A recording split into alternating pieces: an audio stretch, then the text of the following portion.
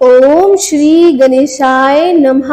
आप सभी को वैशाख मास के संकष्टी चतुर्थी व्रत की हार्दिक शुभकामनाएं। आज की इस वीडियो में आप सुनिएगा चौथ माता की कथा और भगवान विघ्नहर्ता गणेश की कथा।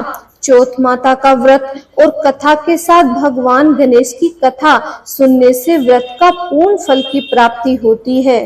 गणेश भगवान की जय, चौथ माता की जय। भक्तों, अब सुनिए चौथ माता की कथा। पौराणिक कथा के अनुसार एक बार एक सेठ और सेठानी थे। उनके एक बेटा और बहू थे।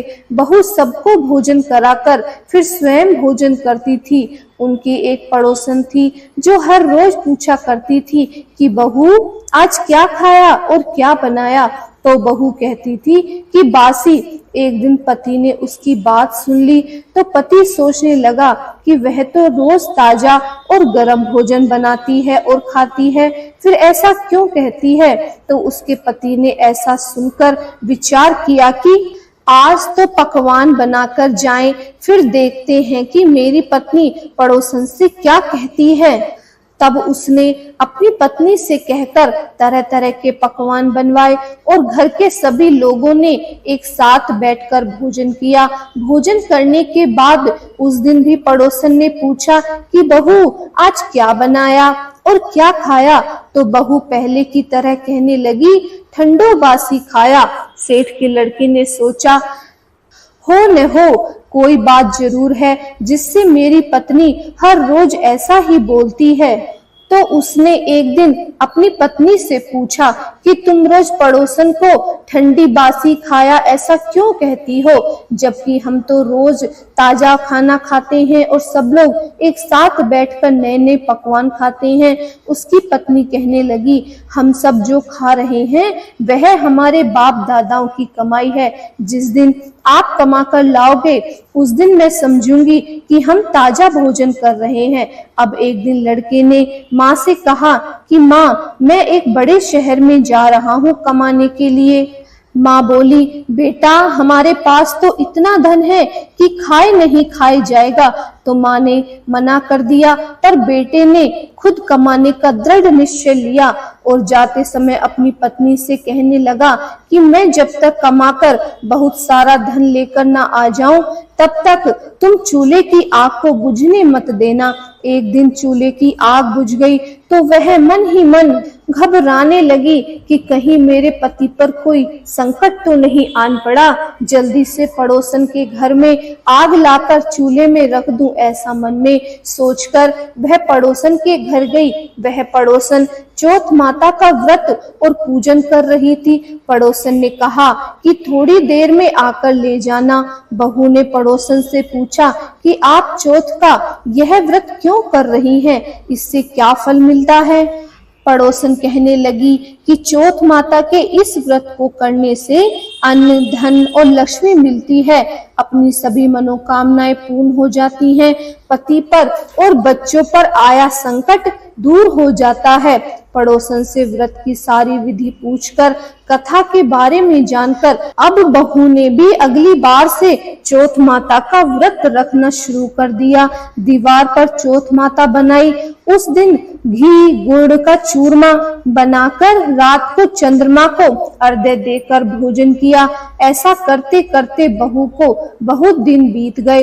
वह हर दिन अपने पति को याद किया करती थी। एक दिन चौथ माता ने बहू के पति को सपने में जाकर कहा कि साहूकार का बेटा तू जागता है या सोता है, तेरी पत्नी घर में तुझे याद कर रही है। घर जाकर उसकी चिंता दूर कर तू दुकान खोलकर कंकु केसर का पगलिया बनाकर बैठ जाना, आज तेरा हिसाब किताब चुकता हो जाएगा। अब तो चौथ माता ने जैसा कहा वैसा ही हुआ।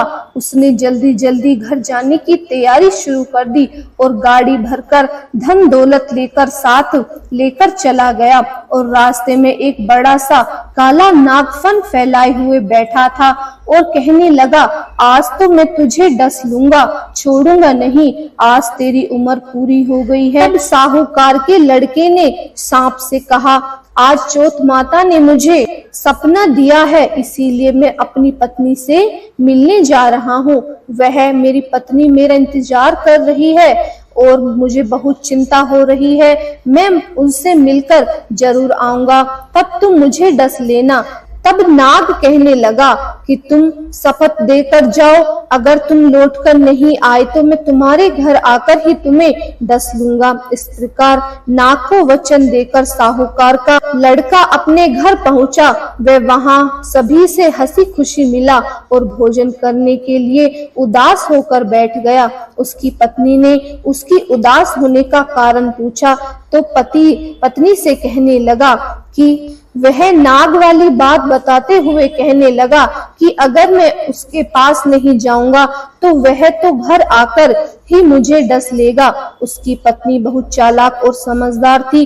कहने लगी, आप बिल्कुल भी चिंता मत करिए, मैं आपको एक उपाय बताती हूँ, आप आराम से लेट जाओ। तब पत्नी ने कमरे की 7 पेड़ी को धोया और उन्हें धोकर एक पेड़ी पर रेत रखा, दूसरी पेड़ी पर इत्र, तीसरी पर गुलाल और फूल, चौथी पर कंकु, केसर, 5वीं पर लड्डू पेड़े और 6ठी पर गांदी गलची और 7वीं पेड़ी पर दूध से भरा कटोरा रख दिया। इस प्रकार वह 7 पेड़ी सजाकर बैठ गई।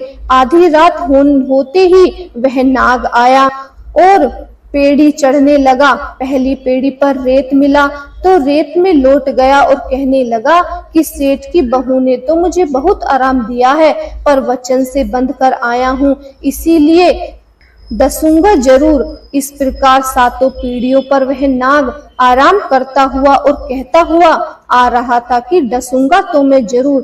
कमरे में जाने ही वाला था कि चौथ माता ने विचार किया कि मैं इसे नहीं बचाऊंगी तो कौन हमारी पूजा पाठ करेगा, कौन हमें मानेगा। तो इस पर चंद्र देवता और गणपति बब्बा और चौथ माता तीनों ने मिलकर उसकी जान बचाई। चंद्रमा ने उजाला किया और चौथ माता ढाल बन गई और गणेश जी ने तलवार लेकर उस नाग को मार डाला और ढाल से ढक दिया। उधर बहू भी थकी हारी सो गई। दिन हुआ तो लोग बेटे से मिलने आए, परंतु बहू बेटे तो उठे ही नहीं थे। बहुत देर हो गई थी तो माँ ने उन्हें उठाने के लिए, माँ ने 7 पीढ़ियों पर जो कुछ देखा तो वह बहुत घबरा गई। बेटा बहू को आवाज लगाई, बेटा बहू उठे तो देखा कि एक ढाल तलवार वहां पर पड़ी हुई है। जब उन्होंने ढाल उठाई तो वही ढाल के नीचे काला नाग मरा हुआ पड़ा था। बेटा बहू ने सोचा कि आज तो धर्म कर्म ही आड़े आए हैं, जो भगवान गणेश जी और चौथ माता ने आपकी रक्षा की है। चौथ माता आपने जैसे सेठ के बेटे और बहू की रक्षा की, वैसे ही सबकी रक्षा करना। बोलिए चौथ माता की जय। अब सुनिए गणपति बाबा की कथा, क्योंकि गणपति बाबा की कथा सुने बिना यह चौथ माता की कथा अधूरी मानी जाती है। पौराणिक कथा के अनुसार विष्णु भगवान का विवाह लक्ष्मी जी के साथ तय हो गया। विवाह की तैयारी होने लगी। सभी देवताओं को निमंत्रण भेजा गया, परंतु गणेश जी को निमंत्रण नहीं दिया। भगवान विष्णु की बारात जाने का समय आ गया। सभी देवता अपनी पत्नियों के साथ विवाह समारोह में आए। उन सब ने देखा कि गणेश जी तो कहीं दिखाई ही नहीं दे रहे हैं। तब वे आपस में चर्चा करने लगे कि क्या गणेश जी को न्योता नहीं दिया या स्वयं गणेश जी ही नहीं आए हैं। सभी को इस बात पर आश्चर्य होने लगा। तभी सबने विचार किया कि विष्णु भगवान से इसका कारण पूछा जाए। भगवान विष्णु के से पूछने पर उन्होंने कहा कि हमने गणेश जी के पिता भोलेनाथ महादेव को न्योता भेजा है। यदि गणेश जी अपने पिता के साथ आना चाहते हैं तो आ जाते, अलग से न्योता देने की कोई आवश्यकता भी नहीं है। दूसरी बात यह है कि उनको 1.25 मन मूंग, 1.25 मन चावल और 1.25 मन घी और 1.25 मन लड्डू का भोजन दिन भर में चाहिए। यदि गणेश जी नहीं आएंगे तो कोई बात नहीं, दूसरे के घर जाकर इतना सारा खाना पीना अच्छा भी तो नहीं लगता। इतनी बात ही कर रहे थे कि किसी एक ने सुझाव दिया कि यदि गणेश जी आ जाएंगे तो उनको द्वारपाल बनाकर बैठा देंगे कि आप घर पर ही बैठ जाना।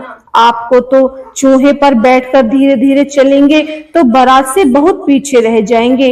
यह सुझाव भी सबको पसंद आ गया तो भगवान विष्णु ने भी अपनी सहमति दे दी। होना क्या था कि इतने में ही गणेश जी वहां आ गए और उन्हें समझा बुझाकर ही रखवाली के लिए बैठा दिया गया। बारात चल दी। तब नारद जी ने देखा कि गणेश जी को तो दरवाजे पर ही बैठा दिया है, तो वे गणेश जी के पास गए और उनसे वहां रुकने का कारण पूछा। गणेश जी कहने लगे कि विष्णु भगवान ने तो मेरा बड़ा अपमान किया है। नारद जी ने कहा कि आप अपनी मूषक सेना को आगे भेज दें तो वह रास्ता खोद देगी, जिससे उनके वाहन धरती में धंस जाएंगे। तब सबको सम्मान पूर्वक बुलाना पड़ेगा। अब तो गणेश जी ने अपनी मूषक सेना जल्दी से आगे भेज दी और सेना ने जमीन पोली कर दी। जब बारात वहां से निकली तो रथों के पहिए धरती में धंस गए। लाख कोशिश करें परंतु पहिए नहीं निकले। सभी ने अपने अपने उपाय किए परंतु पहिए तो नहीं निकले, बल्कि जगह जगह से टूट गए। किसी की समझ में नहीं आ रहा था कि अब क्या किया जाए। तब तो नारद जी ने कहा, आप लोगों ने गणेश जी का अपमान करके अच्छा नहीं किया। यदि उन्हें मना कर लाया जाए तो आपका कार्य सिद्ध हो सकता है और यह संकट टल सकता है। भगवान शंकर ने अपने दूत नंदी को भेजा और वे गणेश जी को लेकर आए। गणेश जी का आदर सम्मान के साथ पूजन किया। तब कहीं रथ के पहिए निकाले। अब रथ के पहिए निकल तो गए परंतु वे टूट फूट गए तो उन्हें सुधारे कौन। पास के खेत में ब्राह्मण काम कर रहा था, उसे बुलाया गया। ब्राह्मण अपना कार्य करने के लिए पहले श्री गणेशाय नमः कहकर गणेश जी की वंदन मन ही मन करके देखते ही देखते ब्राह्मण ने सभी पहियों को ठीक कर दिया। वह ब्राह्मण कहने लगा कि हे देवताओं, आपने सर्वप्रथम गणेश जी को नहीं मनाया होगा और न ही उनकी पूजा की होगी, इसीलिए तो आपके साथ ये संकट आया है। हम तो मूर्ख अज्ञानी हैं, फिर भी पहले गणेश जी को पूजन करते हैं, उनका ध्यान करते हैं। आप लोग तो देवतागण हैं, फिर भी आप लोग कैसे हैं कि गणेश जी को कैसे भूल गए। आप लोग भगवान श्री गणेश जी की जय बोलकर जाइए तो आपके सब काम बन जाएंगे और कोई भी संकट नहीं आएगा।